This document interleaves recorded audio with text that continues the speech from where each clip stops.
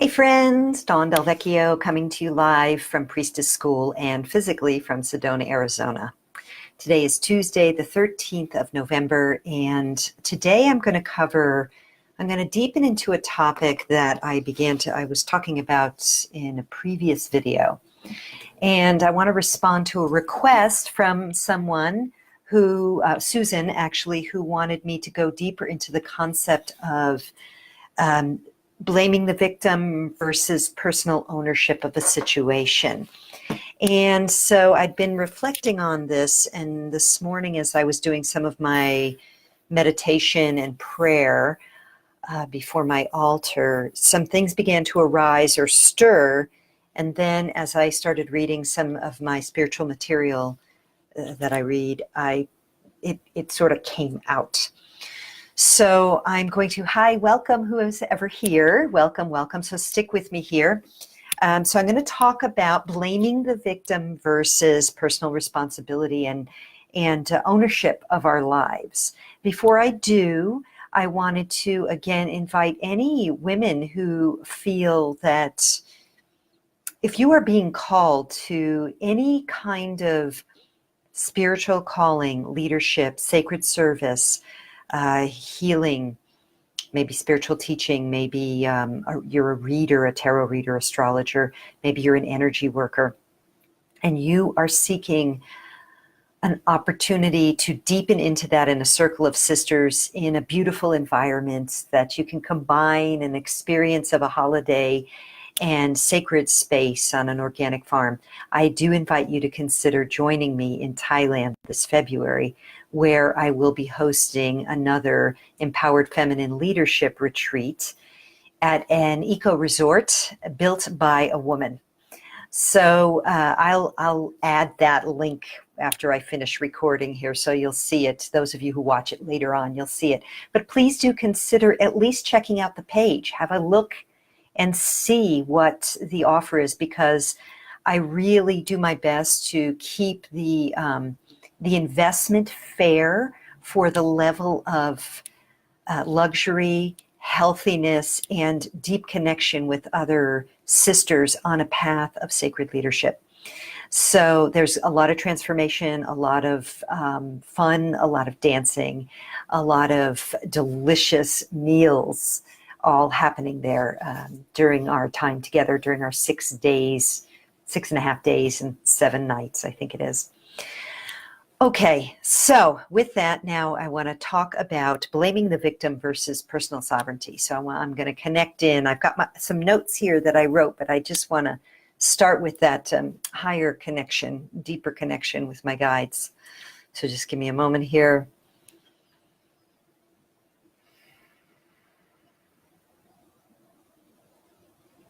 There's a phenomena that happens in human culture that we call blaming the victim. We have often seen this in relation to sexual harassment, abuse, and rape by men to women. And while things have been changing in Western culture, there is still an attitude, an assumption, a deeply seated bedrock perception that the abuse of that sexual domination is a sexual thing rather than a power thing. And so there have been far too many times where rape gets turned around to questioning the woman who's experienced that abuse as maybe she was asking for it. Maybe she was wearing such seductive things that the abuser, the raper, couldn't help themselves. Now, this blaming the victim does not always happen in that kind of situation, but I want to take this illustration a little deeper first to sort of tease out the points. So there's some underlying assumptions to this kind of thing. As I said, first of all, in the case of rape, there's the underlying assumption that this is a sexual thing and not a power and control thing, which actually we know It's not about sex. It's about dominating someone else and causing them fear and trauma to control them. That's what rape is. The other piece of this, thanks for the thumbs up, the other piece of this is that there's an assumption that the penis has a mind of its own, and that an adult male does not have the power to control his sexual urges. Therefore, he has the right to use his will against someone else and dominate someone else because they asked for it. Okay, so you can see when we tease it out this way how illogical it is.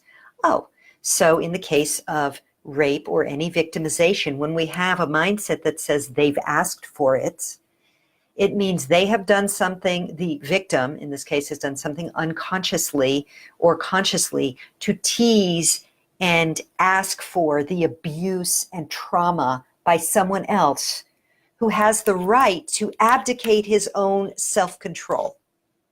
Okay, so I'm painting the picture here now. It's in the context of rape, but I want to extend this outward. So even here, some people might still, I doubt any women would feel this way, but some people might still go, well, yeah, sure. If she was dressed really sexy, if she was coming on to him, if she was making out with him, of course he has the right to go all the way and force his will against her because he can no longer control his urges. And even when I articulate it that way, it sounds like, really? That's what the definition of an adult is? I don't think so. But okay, so we're looking at it in a context where in a culture that has been so indoctrinated into denigrating the feminine, disrespecting the feminine, and honoring the aggressive, violent tendencies in the masculine, that we could almost see how this somehow makes some sense to people. But now let's take this whole concept of a victim asking for it and an abuser not having control. Let's now look at a war situation. Is that the right one? Let me just check here.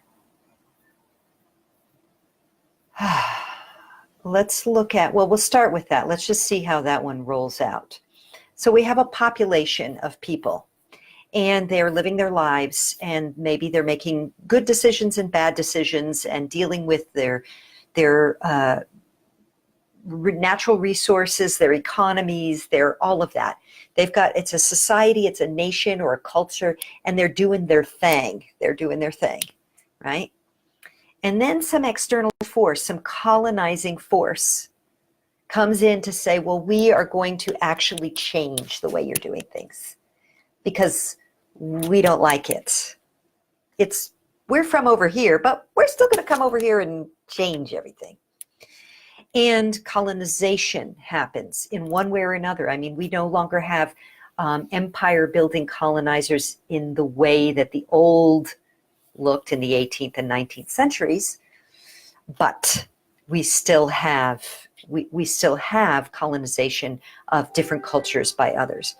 Now, all of a sudden it becomes sort of illogical to look at, well, here's this culture. They must have been asking for it. They must have been asking to be victimized by these colonizers because they had good resources and they were showing them off.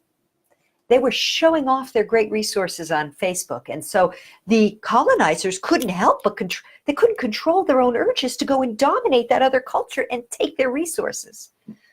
So we see how like silly it becomes to blame the victim. It's illogical, right? So now the question, the issue is though, that if we simply stay with, okay, well, we can't blame the victims. That's not fair. It's not just. It's illogical. It doesn't make sense. We can extend this also to children who have abusive parents. Do 3-year-olds ask to be abused? Come on. This is silly. This is sad. This is insane. It's not the case. However, if we simply choose to stay in a position of, well, we can't blame the victim and then therefore they are victims. And we activate no internal resources for ourselves if we are in the victim position, or we offer no energetic support for the victim to self-identify as something other than victim, then they are locked into victimization. And what happens when we are locked into victimization of any kind? So we have what happens is a polarization of energies. So if you have a victim on one side and the oppressor on the other, at some point that victim is going to want justice. And if they're thwarted in that, then they're going to want the other thing, which is called revenge. And revenge, and this is where revenge is not a resolution, nor is it a movement toward the frequency of peace.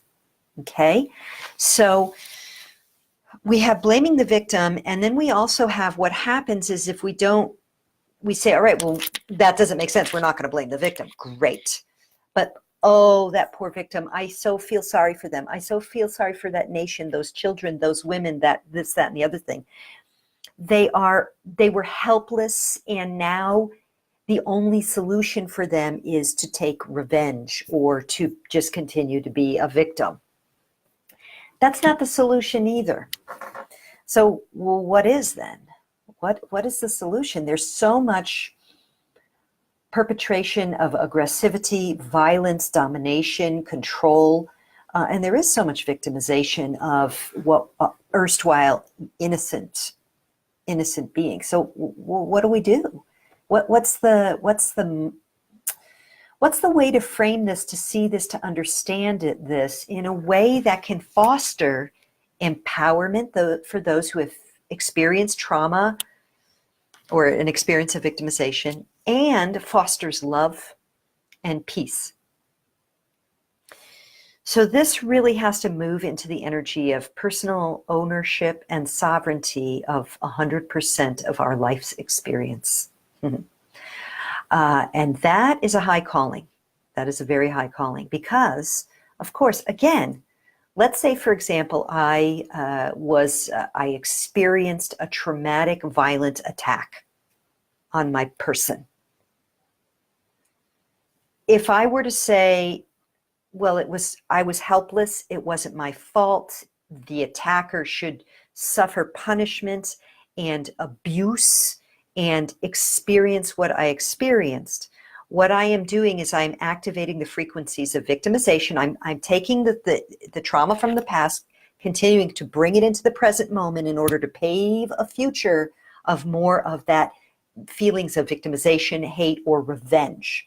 So I'm going to continue to activate my suffering from re-experiencing and reinvesting in the past, bringing it forward, and then activating more hate and intensity by, wanting not just justice, but the suffering of that other person. So that's not very helpful. Then, or I could, other people might blame me. They say, well, Dawn, you shouldn't have been walking in that dark alley at 9 p.m. or you shouldn't have been, your car shouldn't have broke down at that place, whatever. You shouldn't have been so naive at 15 years old and going out on a date with a guy who's been known to be a womanizer, whatever it is. Then that's blaming the victim. So how do I take ownership? How do I take sovereignty over that? So I'm going to connect in again because I feel like I've gotten up into the words. So let me get reconnected.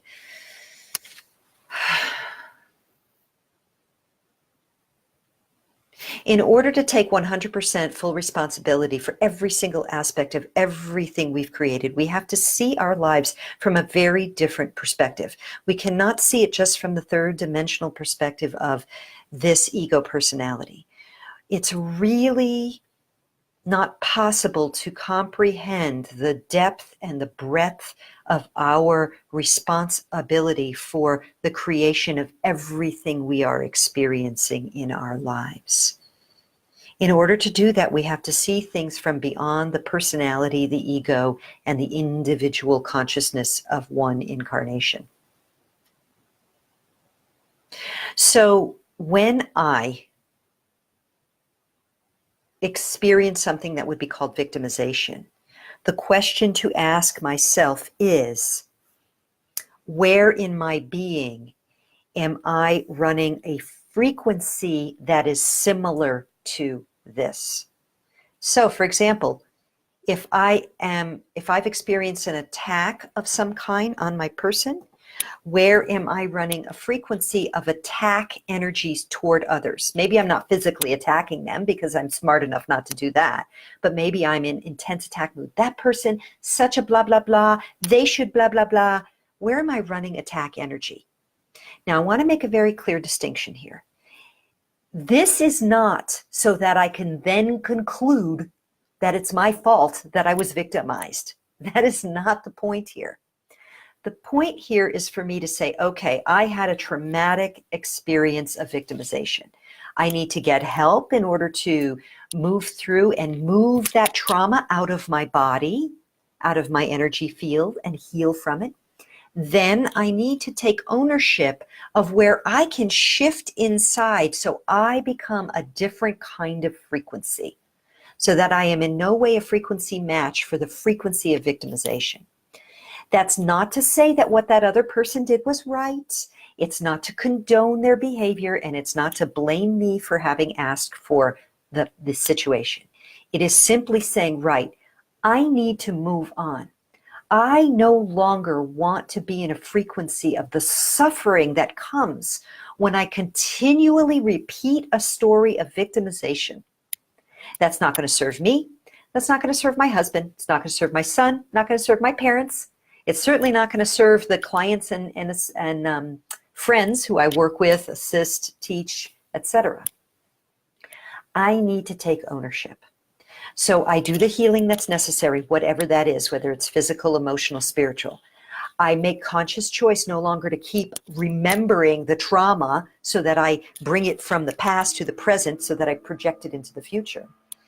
And I look at where was I a frequency match so that I can go inward and actually begin to work on my own inner forgiveness and shift my frequency from fear, judgment, hate, attack, to the frequency of love, of unconditional acceptance of all others who pass, who come into my field of awareness.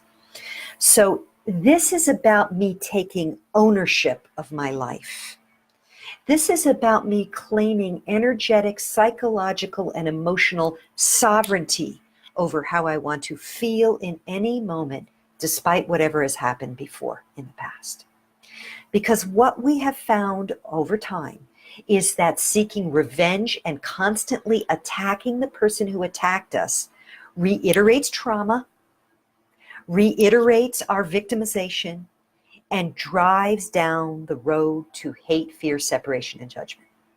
Whereas when we begin to really, truly heal by first working with a therapist, counselor, whatever we need to do, and then actually saying, wow, where am I in ownership? Where can I have my own personal sovereign power here to make a new choice about my own energies? What we do is we open the door to growth, to healing, and to personal empowerment. And I hope this is making sense. This is easier said than done. I get that. I get it. I have worked in a lot of different spaces with people who have been traumatically victimized by rape and other situations. And the trauma is intense and it needs to be healed. It needs to be come at multiple levels, from psychological and emotional to physical to energetic to, again, the inner psycho-spiritual, the ownership. And we really see that the healing begins truly when the person who was the victim says, wow, I'm not going to run that old bullshit story anymore. Yeah, it sucked. I hated it. It was terrible. And I'm not going to keep running that storyline. I'm not going to seek revenge. I am going to go inward and look at where do I need to move now in order to feel good, in order to feel peace, in order to feel love, in order to feel acceptance, and just move on and let it go.